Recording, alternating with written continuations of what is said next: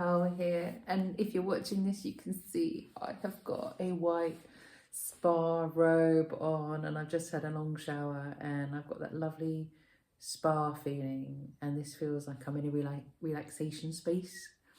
And there's a lovely plant next to me as well, and I've got my little book. And I thought this is perfect to just relax and read some of the lovely treatments that I've had. But I wanted to say about this robe as well. I got this for Christmas last year, so it's almost a year that I've had it. And I hardly wear it because it's just so white and clean, and I don't want it to get it dirty.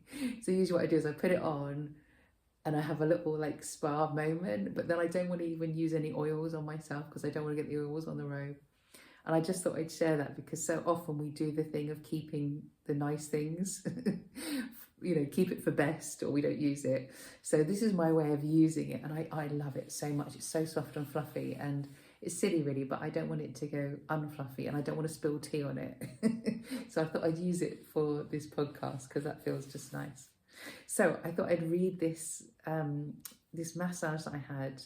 I've had it a couple of times, and I've been thinking about it recently, and I've been thinking, what I've been doing is I've been remembering it and remembering the feeling of it when I want to relax, which is something, you know, when you go and have a massage, sometimes it feels like, oh my gosh, that's a lot of money or a lot of effort for, you know, a certain number of minutes. But I think the thing is the massages and healings, they sort of go into you and they become part of you, and it's really nice to have the memory of them as well. So this is Shirodhara. For some reason, this treatment has been on my mind to try for years, but I never seemed to find the right place. When I was planning my trip to Florida, I finally found a place that looked perfect in Naples, but I couldn't get a reply from them about booking, and eventually I arrived far too late to have had the treatment anyway. Two wrongs do make a right. So on my return to London, I thought it was high time I found this treatment and had a go. Quite by chance, I decided to take a look at the ultimate destination spa, Ananda in the Himalayas, and started reading about the Ila range of treatments. Clicked on their website and then to Jivita Ayurveda in North London, where they were offering a special offer of 1 hour body massage, i.e.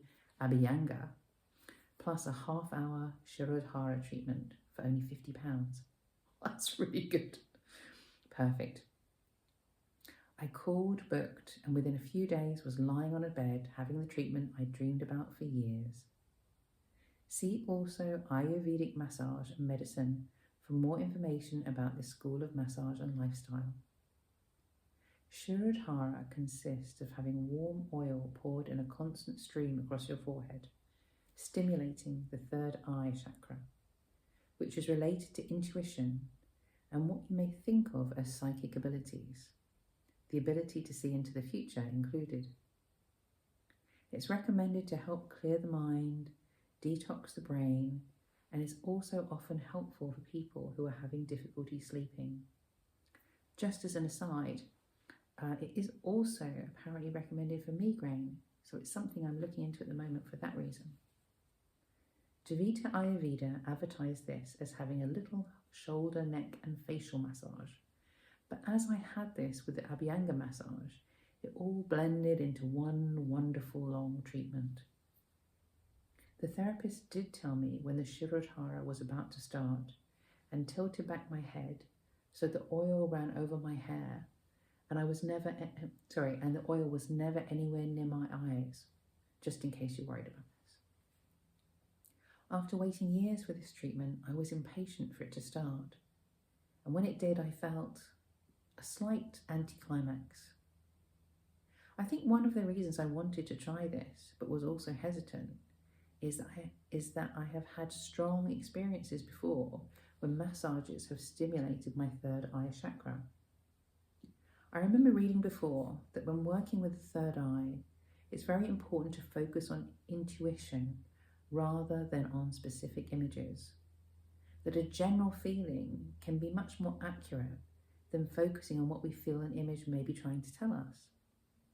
For example, an image of a wedding dress does not necessarily mean a wedding will actually happen. I think I was also nervous, as these kind of treatments often send me strong images and inspiration, and I couldn't handle much more inspiration at the time.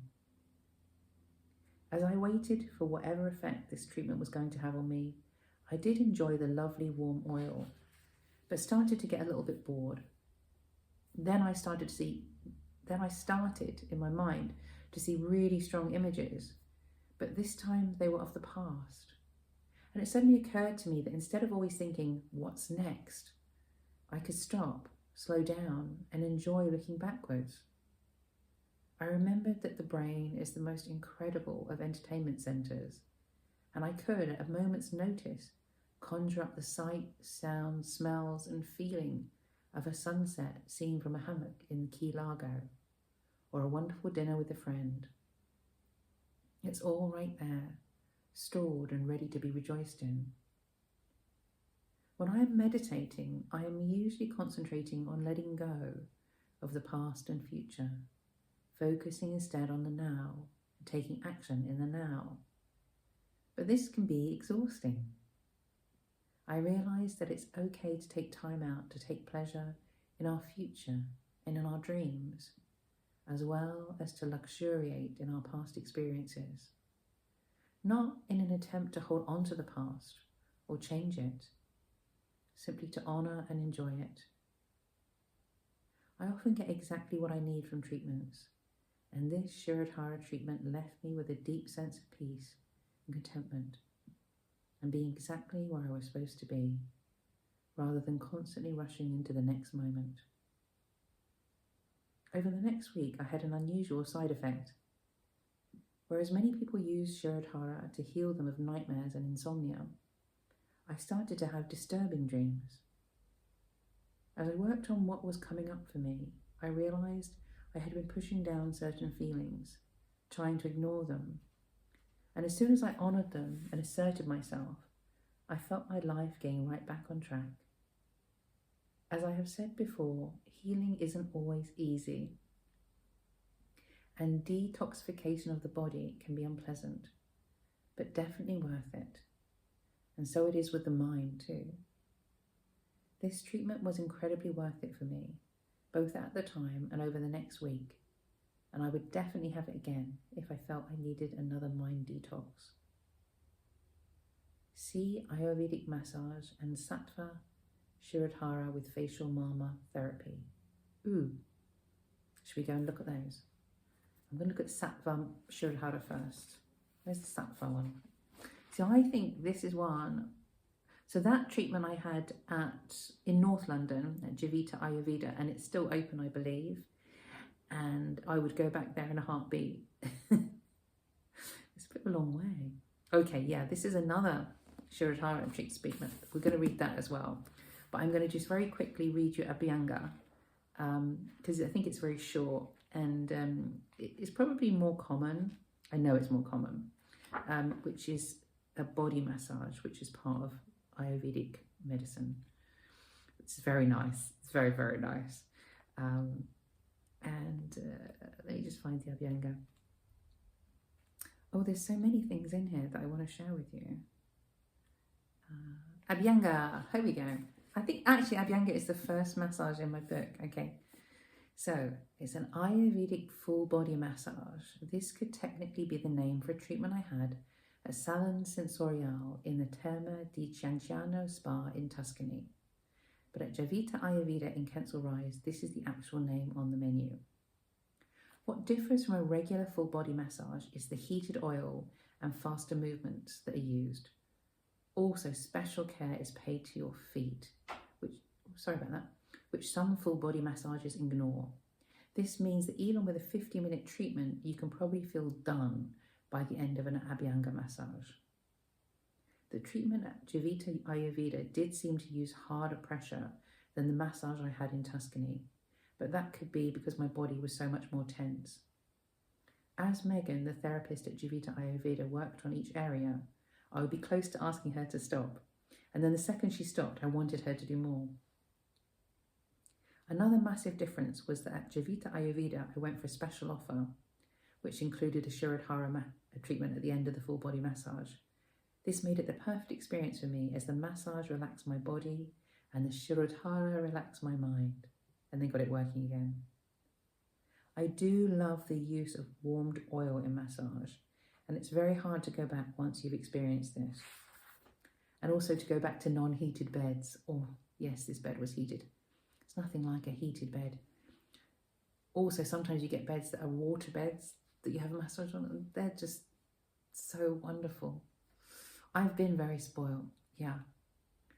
I started, as with most massages, on my front, with my back and shoulders being worked over. I could actually feel the tension and possibly air being released from my body, as in a chiropractic session, before Megan moved onto my legs and then went for it on my feet. This was some of the best footwork I have ever had, and I would absolutely go back for an Ayurvedic foot massage, aka Abhyanga, or reflexology here. See also Ayurvedic massage, Ayurvedic medicine, chiropractic, deep tissue massage, holistic treatments, Abhyanga, paper knickers, Abhyanga, Shirodhara, Udvatana, Ila, and Ila Kundalini back treatment. That's another really amazing massage. Gosh. Okay, so I'm going to read you this one. It all says it in here anyway, but it was pretty special. Sattva Shirodhara with facial Marma therapy. Ooh. Experienced at the peninsula in Bangkok with the Sattva Vedic aromatherapy massage. Personal experience below the spa's description of this massage. So this is the spa's description. An ancient Ayurveda technique of pouring oil on the forehead, catered specifically to different body types, takes you into ripples of deep relaxation and meditation while connecting you to your inner self. This is a great treatment to calm the nervous system, reduce stress, and relieve skin conditions and insomnia. The journey begins with a facial Marma massage using a potent and enriching signature facial blend of Indian rose, tuberose, and mogra. Awake from this unique journey feeling rested, relaxed, and repaired with a deep sense of rejuvenation and harmony of body, mind, and emotions. Ooh. And this is my experience from my book, Camino de la Luna, Courage. I add an hour-long aromatherapy Ayurvedic body massage to complement the hour-long Shirodhara. It's expensive for Bangkok, even a bit expensive for London, but I'm letting go of money, figuratively and literally. The facilities are wonderful. I use the cold plunge, the hot jacuzzi, and the steam room. Although when I go into the sauna, it's nothing compared to the heats I've been facing daily. The steam room too. It's actually the cold that gets me. It takes me 4 attempts to get my butt in there, and then that's enough. I keep saying it. I'm like a kid in a candy store in Bangkok with the hotels and spas. These are my toys, my way of playing. Now I don't do booze, don't eat meat, and I've stopped dancing for a bit. Something's been bugging me from this morning. It's something Don Miguel Ruiz says. Sadness is just fear with a mask on. Is my sadness, which keeps welling up, just fear? My therapist comes in. I don't like her. She seems a bit needy and a little bit judgmental. When I say the pain in my body is from travel, she says, "Oh, you're so lucky."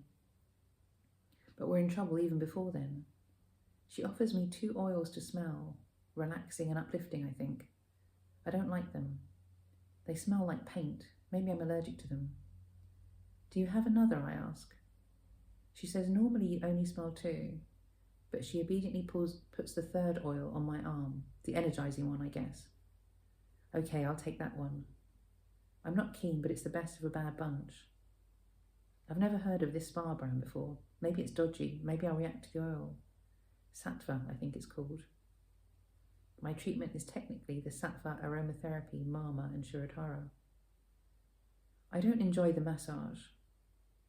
It's not that it's bad. Technically, she's good. And she keeps asking if the pressure is okay, if this, if that. There are things I don't like. When she puts wet patches on my eyes. Sometimes the way she touches my neck. It's doing the right thing, but I'm just spinning. Am I spending too much on massage? I could have gone to the Wat Po temple for less than 1/10 of this. Is this oil okay? Are my lungs going to burn? I can't breathe. I wish she'd shut up and stop asking me questions. I just want to get out of here. It's nothing like my relaxing massage from last night. I wish I'd gone back and had a regular massage there. They had a head and neck coconut oil massage that would have been way nicer than this. Maybe I'll go back to the Mandarin Oriental tomorrow or after this, and maybe I'll check out their Ayurvedic brand, see if it's the same one. I'm lying on my back, kind of relieved it's going to be over soon. I've had to get tough with my mind. At one point it starts replaying a horrible scene from a TV programme, so I say, no. If you're going to do replays, then replay all that wonderfulness with the whales, the way a whale's skin looks and feels, how it is to look into her eye, how a baby whale looks. I tell my mind I love it, which makes me laugh on the inside, and I try to relax and enjoy. As she's doing my face, the power goes out, twice. Makes me laugh, reminds me of the power going out when I was in my little hut in the middle of the night in the jungle in Yala, Sri Lanka. This is not somewhere or sometime I am worried about it going out. I am safe. She is so apologetic, I can't stand it. But I know I am in the right place at the right time, when the background music is a beautiful instrumental version of the song that goes, "You fill up my senses like a night in the forest." One of my songs. The song was going round my head since I started my Camino in a tree house in Granada. As she gets ready to start the Shirodhara, I remember the Shirodhara massage I had in Dubrovnik at the Hilton. It was incredible, but nothing like real Shirodhara, where they pour warm oil on your third eye, the middle of your forehead. I am being 17 kinds of judgmental. It's crap oil. I bet it's not a proper pourer. What if she does something different? Oh, to hell with it. I just want to get it over and done with. The second the oil starts to pour, shit gets real. I get real. I chose the oil because it smells like Christmas. It's perfect. All my pain, all my suffering, being around this poverty is mine. It's me looking in a mirror. My denial is flawless. First I deny the poverty, then I deny it's mine. Then I accept it's mine, but only because we're all connected. But in this moment is the truth. It is my pain. It is my fear of poverty, coupled with painful memories of what poverty felt like for me. It felt like Christmas with the fear of what would be under the tree. It was getting the bus to go into hospital for surgery when I was 12. It was my mum not being there the next day before I went into theatre because she was somewhere stuck on a bus. And when we came home, her having to give up on the buses and get us an expensive black taxi because I just couldn't do it. It was not having a bike. It was wearing my brother's baggy white shirt and faded, shiny blue navy skirt, or whatever we could find in the jumble sales to go to school. It was feeling hungry. It was worrying if we would be able to afford New Year's. It was worrying if we would be able to afford new schools. It was worrying. It's hard to say these things sometimes. It was worrying if we would be able to afford new shoes for school, or if I would have to wear last year's broken down ones. I still remember the first year my mum let me buy expensive, fashionable suede court shoes instead of lace-ups because I loved them so much. Me not even believing she would let me. And then having to keep wearing them when the backs were broken down and the suede was messed up for the rest of the year. You know, I really thought my life would change and I would be popular when I bought those shoes. It was worrying what would happen if we couldn't pay the rent. It was being bullied at school a million ways for being the poor kid, the poorest kid on a council estate apart from my brothers and sisters. It was the shame of being poor. Forgive them, Father, they know not what they do. I am just like the fire meditation teacher I had in Miami, saying that our pain doesn't matter, doesn't measure against third world pain. When of course, when your boyfriend's dumped you and you're hurting, it's the same in any world. Being the poorest kid in town hurts wherever you live. It hurts if you're mocked for your old shoes or your old mobile phone. As I watch the school kids come out in Sri Lanka, their bright, shiny school uniforms and their clean, colourful book bags got me, broke me open, because they were so much cleaner and fresher and newer than I ever was at that age.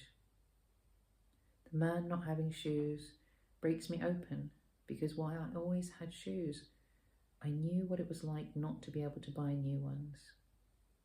I cry the whole way through my Shirodhara treatment. My sadness, as Don Miguel Ruiz says, was just fear with a mask on. My fear of feeling my own pain. My fear of ever being that poor again. Letting it out. And Betty, my therapist, is very kind, as she helps me to the refreshment area and even to sit outside on the balcony. I'm no longer desperate to be outside, but it's nice. So as you can see, sometimes what we get from massage is, it's funny, you go to the most luxurious spa in the world, in Bangkok, the peninsula, to have a luxury massage and end up opening up to feeling that poverty and that fear of poverty. But it's all part of the healing, you know, it's all part of realising that sometimes we do things just because we're scared of being poor. And I think a lot of people who are very successful, in inverted commas, are like that, you know, running. You know, if you're a millionaire, you have to become a billionaire. If you're a billionaire, you have to become a quadruple billionaire, or whatever it is. And it's really important just to remember that we are enough. You know, sometimes we have to deal with the practicalities. I'm always, you know, trying to deal with money and things like that. But I think there's a reason for me doing what I do, and you know, I'm a very much a couple of pairs of shoes teacher, and I don't have a lot of money, and I think it's really important to deal with that fear of poverty and the feeling that we have to keep making so much money all the time. I guess I talk about my health and challenges I face, and there are a lot of times because of my health where I've got myself into financial situations, and it's difficult to focus on your finances when you're ill, you know, when you've got some problems. And I'm very lucky to have been able to, you know, deal with finances and sort things out. But one of the big things that I've learned when I don't have anything is, like Rumi, the great teacher Rumi always says, is that we should fall in love with our lack. And when we don't have money, sometimes we have to ask for help. And that could be help from the family, it could be help from, you know, benefits, it could be help from charities, or even like the local council, and you know, even like food charities, things like that.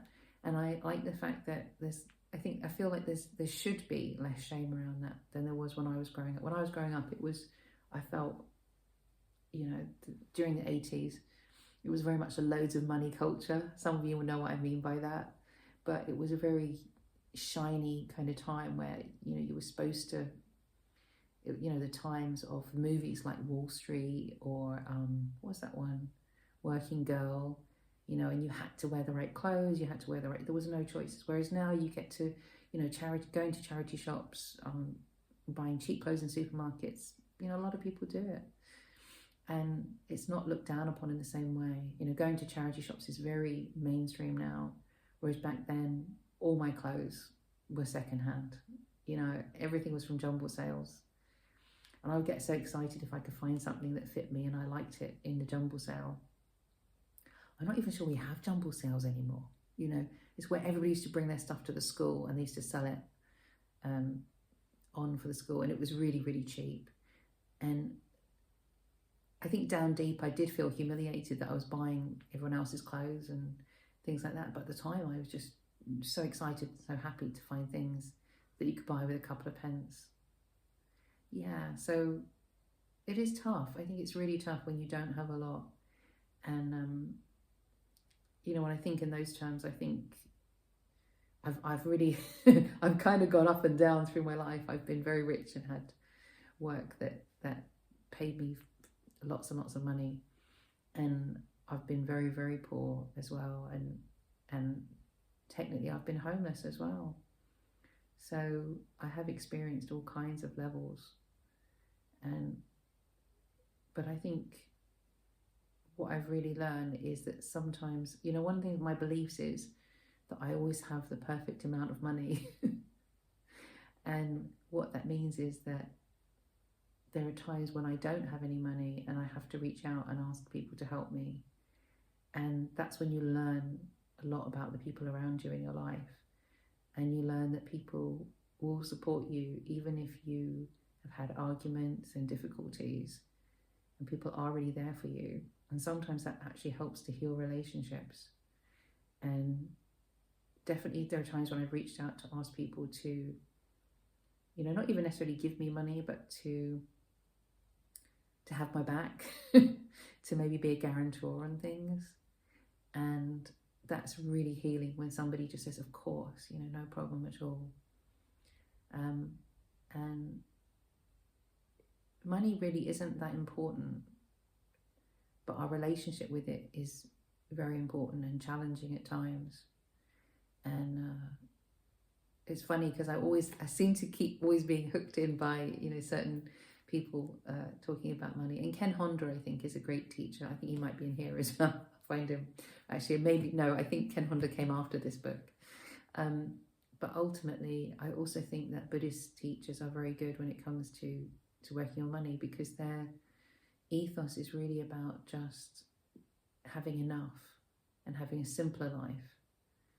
And you know, we don't need to, you know, speaking as somebody who had a very extravagant lifestyle at one point when I was traveling, it felt very extravagant. But then I was also going to places where massage was very much just like a very common thing, like, and cheaper than going out for a meal, to be honest, as well. So but anyway, Shirodhara, I think, can be incredibly healing, and it can get us to some places, especially if, you know, if you're doing a talking therapy and you feel there's things that you're not really dealing with and not really getting to, then sometimes a physical therapy, sometimes a massage or other treatment can make us wake up to things and make us have a breakthrough, as we would probably call it in therapy. And as you can tell from that story about Shirodhara, sometimes it's about the smells. And we know that like tastes and smells are very, very powerful. And they trigger a lot of emotions. So for me, that smell that was like, I guess it was pine. I guess it was something that smelled like Christmas. And it kind of just touched that point. And I guess also sometimes just being a pain in the butt, you know, when you go, I don't like that oil, I don't like that oil. And obviously I had this third oil, and that was the right one. That was the one that I needed to kind of help me have that breakthrough. So sometimes you get a real blissful thing. But I said, even the really amazing, blissful Shirodhara I had, first of all, it also woke up things in my mind that I wasn't really dealing with. And again, it's another reason sometimes where we really push away and push away on things like massage and wonderful treatments and therapies, because we just don't want to deal with stuff that comes up. So take it from me as someone who knows, sometimes it's a really, really brave thing to go and have that massage.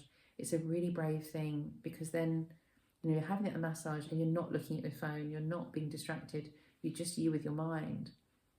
And sometimes that can be really a brave thing to do. I hope it helps. Take care.